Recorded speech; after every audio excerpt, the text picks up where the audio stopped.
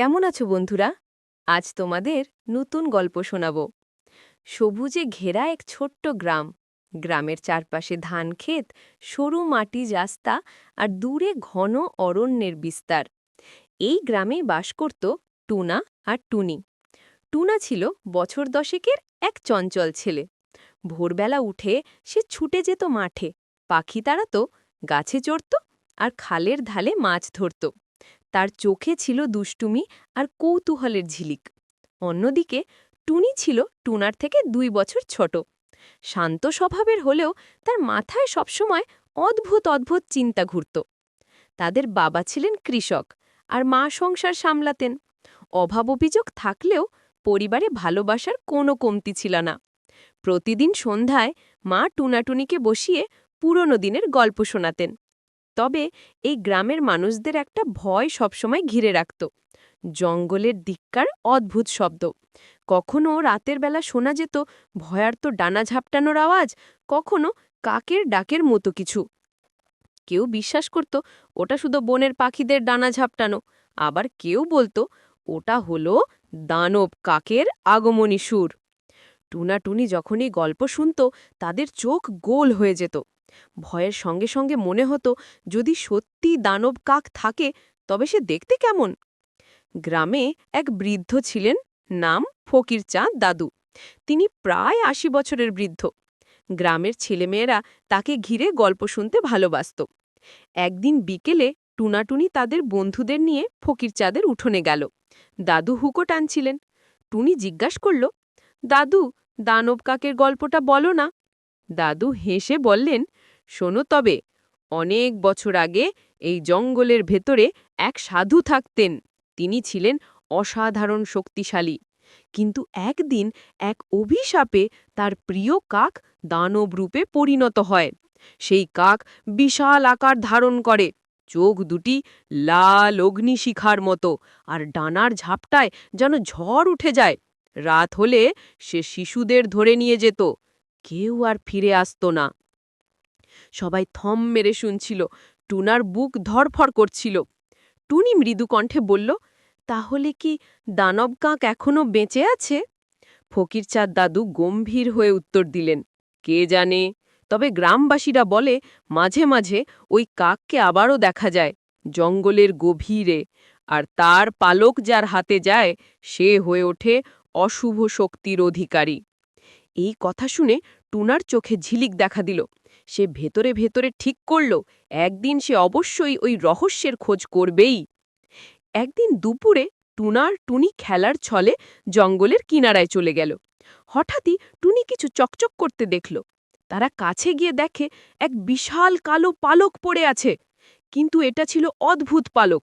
সূর্যের আলোয় তা ঝিলমিল করছিল, আবার ছায়ায় পড়তেই লালচে আলো ছড়াচ্ছিল। টুনি বলল, দেখো টুনা, এটা কোনো সাধারণ কাকের পালক না। টুনা হাত বাড়িয়ে তুলে নিল পালকটা।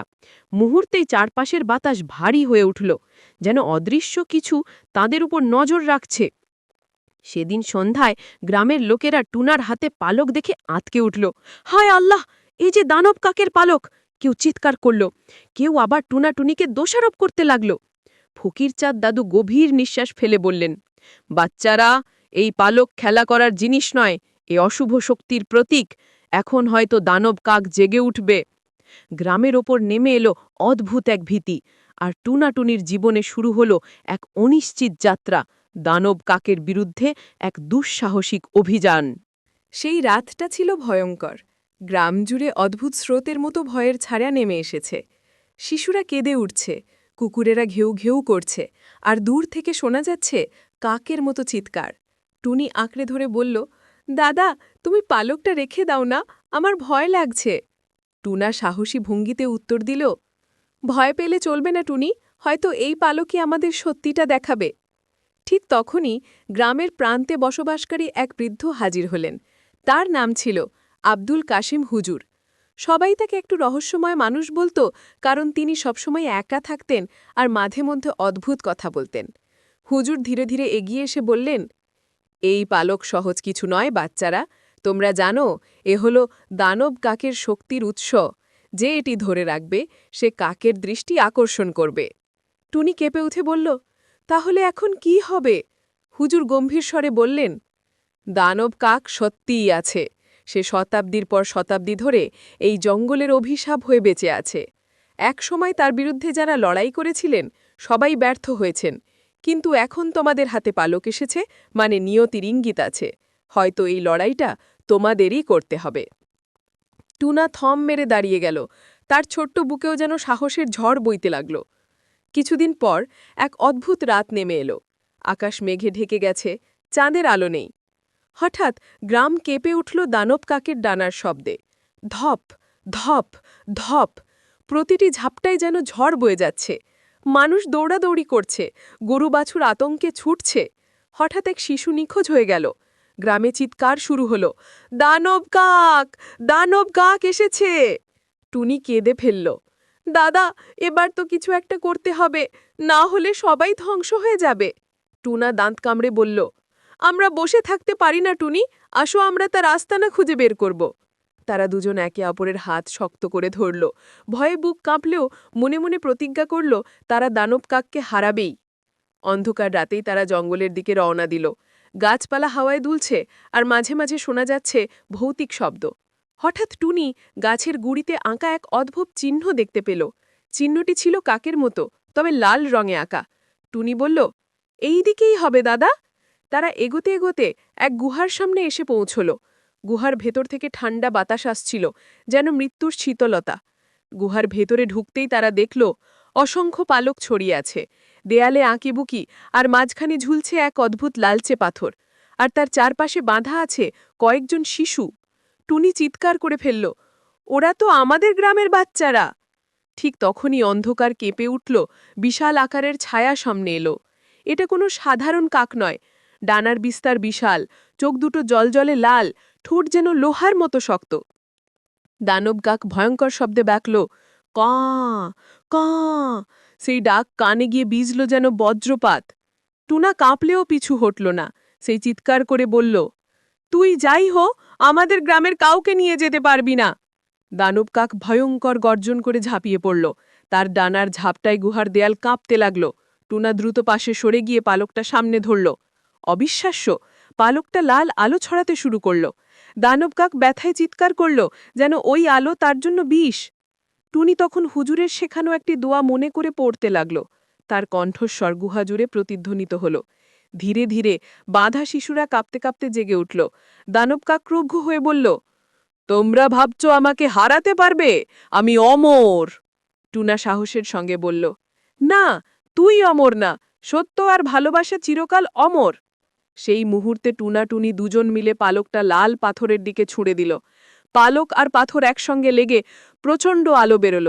আলো এত তীব্র ছিল যে গুহা কেঁপে উঠল, আর দানব কাক ব্যথায় গর্জন করে পেছনে সরে গেল। পালক আর লাল পাথরের সংঘাতে যে আলো ছড়ালো তা এতটাই শক্তিশালী ছিল যে দানব কাক হুঙ্কার দিয়ে পেছনে সরে গেল। তার লাল চোখ থেকে আগুনের মতো ঝিলিক বেরোচ্ছিল, ঠোঁটের আঘাতে পাথর গুড়িয়ে দেওয়ার চেষ্টা করছিল। টুনি দোয়া পড়তে পড়তে টুনার হাত শক্ত করে ধরল। দুজনের মিলিত কণ্ঠে ভেসে উঠল সাহসের শব্দ, সত্য জয়ী হোক, অশুভ বিনাশ হোক। তাদের কণ্ঠস্বর যেন মহাশক্তির মতো গুহা জুড়ে প্রতিধ্বনিত হল। দানব কাক প্রচণ্ড চিৎকার করে ঝাঁপিয়ে পড়ল, কিন্তু আলো তাকে দুর্বল করে দিচ্ছিল। তার ডানার পালক ঝরে পড়ছিল একে একে, প্রতিটি পালক আগুনের ফুলকির মতো জ্বলছিল। শেষ মুহূর্তে টুনি তার ছোট্ট হাত উঁচু করে বলল, হে আল্লাহ, তুমি আমাদের রক্ষা করো। মুহূর্তেই পালক আর পাথর ভেঙে গিয়ে এক মহাবিস্ফোরণের মতো আলোর ঝড় বেরিয়ে এলো। আলোতে দানব কাকের শরীর গলে যেতে লাগল, তার ভয়ঙ্কর ছায়া ধীরে ধীরে মুছে গেল। শেষবারের মতো দানব কাক গর্জন করল, আমি ফিরব, কিন্তু তার গর্জন মিলিয়ে গেল অন্ধকারে। গুহায় নেমে এলো গভীর নীরবতা।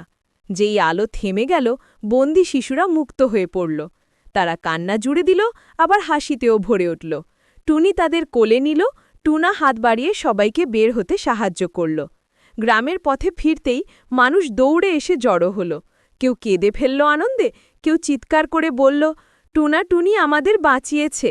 ফকিরচাঁদ দাদু টুনার মাথায় হাত রেখে বললেন, বাবা, আজ তোমরা প্রমাণ করলে যে সাহস, বুদ্ধি আর ভালোবাসা থাকলে কোনো দানব অজেয় নয়।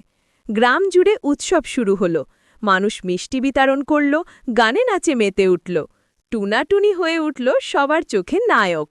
সন্ধেবেলা টুনাটুনি বসেছিল তাদের বাড়ির উঠোনে। আকাশে তারার ঝিলিক, চারিদিকে শান্তির আবাহ। টুনি মৃদু কণ্ঠে বলল, দাদা, আমরা সত্যি দানব কাককে হারাতে পেরেছি। টুনা হেসে উত্তর দিল, হ্যাঁ টুনি, কিন্তু মনে রেখো, আসল শক্তি ছিল না ওই পালকে না লাল পাথরে। আসল শক্তি ছিল আমাদের সাহস আর বিশ্বাসে। তাদের মা এসে দুজনকে জড়িয়ে ধরলেন, চোখ ভিজে উঠেছিল আবেগে। আমার সন্তানরা শুধু গ্রামকে বাঁচায়নি, সবার মনেও আলো জ্বালিয়েছে। গল্পের শেষে টুনাটুনি বুঝল, ভয়কে জয় করার উপায় হল একতা আর সাহস। ভালোবাসা আর সত্য যে কোনো দানবের চেয়ে শক্তিশালী। আর শিশু হলেও মন পরিষ্কার থাকলে মহান কাজ করা যায়। গ্রামের মানুষ প্রতিজ্ঞা করল, তারা আর কখনো অশুভ শক্তিকে ভয় পাবে না, কারণ তারা জানে সত্য আর আলো চিরকাল জয়ী হয়। এখানে গল্প শেষ হলো। আর হ্যাঁ, আমাদের চ্যানেলটি সাবস্ক্রাইব করতে ভুলো না। পরের এপিসোডে আবার দেখা হবে। ভালো থেকো সবাই।